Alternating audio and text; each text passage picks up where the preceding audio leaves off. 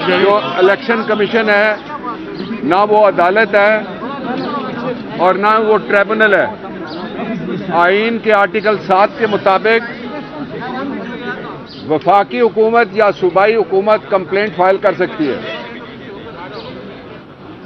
और अगर ये कंप्लेंट आप सामने रखें उसमें फ्रॉड हुआ है इसलिए कि उन्होंने दूसरा जो आर्ग्यूमेंट किया वो फ्रॉड को साबित करता है।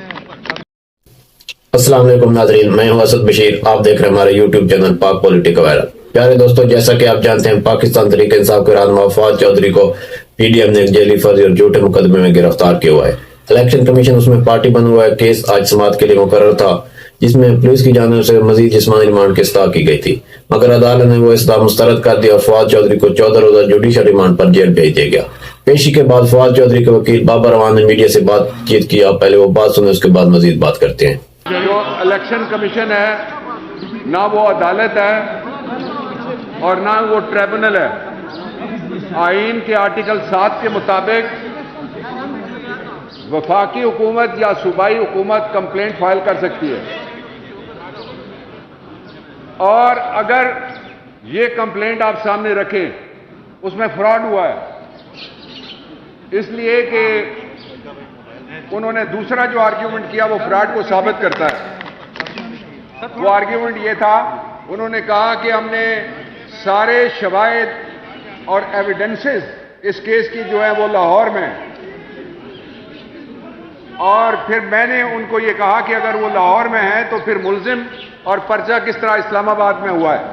फवाद चौधरी को लाहौर से अगवा करने वालों के खिलाफ पर्चा दर्ज कराएगी, नंबर 1।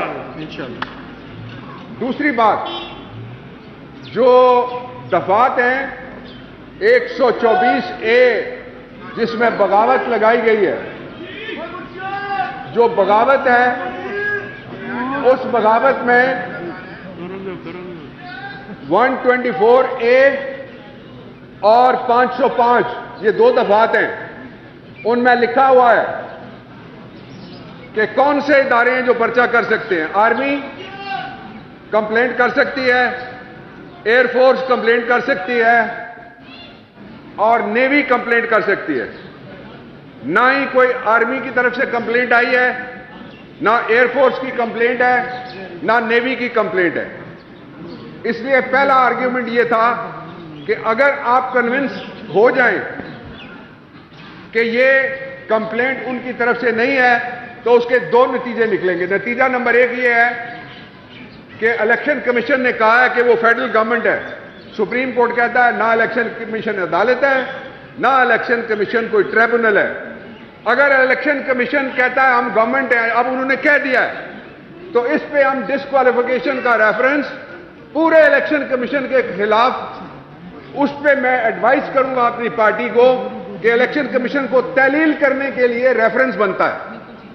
पाकिस्तान में बागी पैदा किए गए, अब चंद थानेदार हैं, उनका एक चीफ कार्टून है ऊपर जो बैठा हुआ है, जिसने पूरी दुनिया में हमें बदनाम कर दिया, भिखारी आजम, और उसके साथ चंद लोग हैं जो पाकिस्तान को डिस्टेबलाइज करना चाहते हैं। कल इंडिया 500 बिलियन क्लेम कर रहा था, कह रहा था हम दूसरी तीसरी बड़ी इकोनॉमी है, हम 4 बिलियन से नीचे गिर गए। कहां लेके जाना है पाकिस्तान को? क्या यह कोई डिजाइन है? क्या मुल्क में आइन है कि सुप्रीम कोर्ट के वकील के मुंह पे कपड़ा डालते हो? मैंने कहा यह फवाद है, यह गद्दार नहीं है।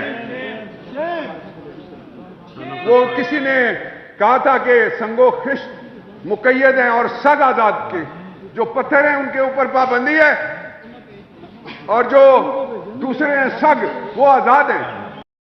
नाजरीन, इसमें 3 बातें बहुत इंपॉर्टेंट हैं। एक तो जब फवाद चौधरी को कमरे अदालत में पेश किया गया तो लोग बहुत बड़ी तादाद में मौजूद थे और फवाद चौधरी के हक में नारे लगा रहे थे और इलेक्शन कमीशन के खिलाफ भी नारेबाजी हो रही थी। दूसरा जो अहम बात है, फवाद चौधरी की जो फैमिली है वो इम्पोर्टेड गवर्नमेंट के सामने बिल्कुल डट के खड़ी है। फवाद चौधरी की बीवी हैं और उनके भाई फैसल चौधरी, तमाम लोग डट के खड़े हैं और इम्पोर्टेड गवर्नमेंट का सामना कर रहे हैं। तीसरी जो अहम बात है, फवाद चौधरी की जमानत की दरखास्त भी दायर कर दी गई है जो कल समाअत के लिए मुकर्रर है, और लग यही रहा है कि फवाद चौधरी की 1-2 दिन में जमानत हो जाएगी अगर इम्पोर्टेड गवर्नमेंट कोई और मुकदमे नहीं बनाती तो। प्यारे दोस्तों, अगर आपको हमारी वीडियो पसंद आई हो तो चैनल को सब्सक्राइब कर लें। मजीद मिलते हैं नेक्स्ट वीडियो में, तब तक के लिए अल्लाह हाफिज।